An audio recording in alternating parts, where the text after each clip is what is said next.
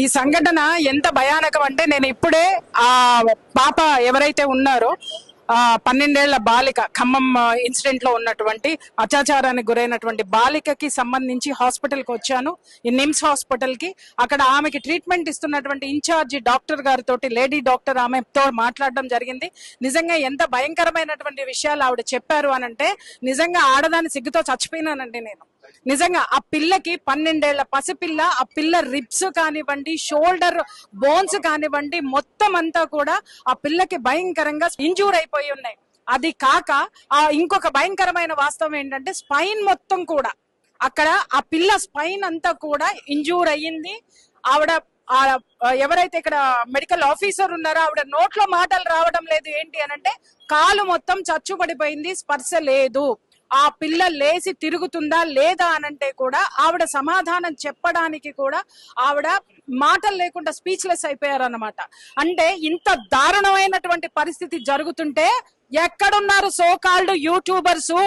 పొలాల్లో పోయి బీరు సీసాలు ఏరుకునే వాళ్ళు ఎక్కడున్నారు?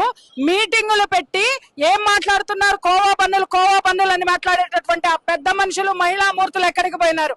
రండమ్మా ఇక్కడికి, ప్రెస్ మీటుల్లో కాదు, ఇక్కడికి వచ్చి చూడండి ఆ పిల్ల పరిస్థితి.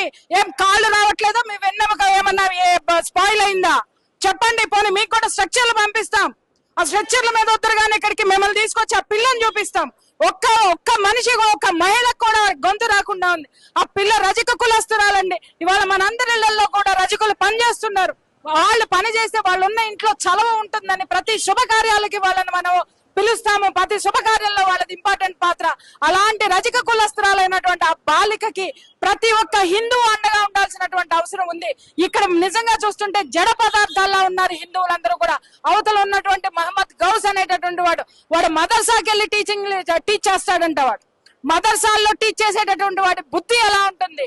ఇక్కడ నేను మెడికల్ ఆఫీసర్ అడిగాను, అమ్మ ఎంత ఎత్తు నుంచి పాప పడిపోయింది అని అంటే ఆ మేడం చెప్తున్నారు 4 అంతస్తుల నుంచి కింద పడేసినాడంట. 4 అంతస్తుల నుంచి కింద పడింది మేడం అని అంటే ఆ రాక్షసుని ఏం చెయ్యాలి? ఎక్కడ మోగపోయినాయి గొంతుకలు, ఎక్కడ ఫోన్ ఇన్లు ఎక్కడికి పోయినాయి, గంజాయి మొక్కలు ఎక్కడికి పోయినాయి?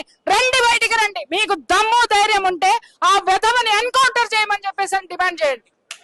నిజం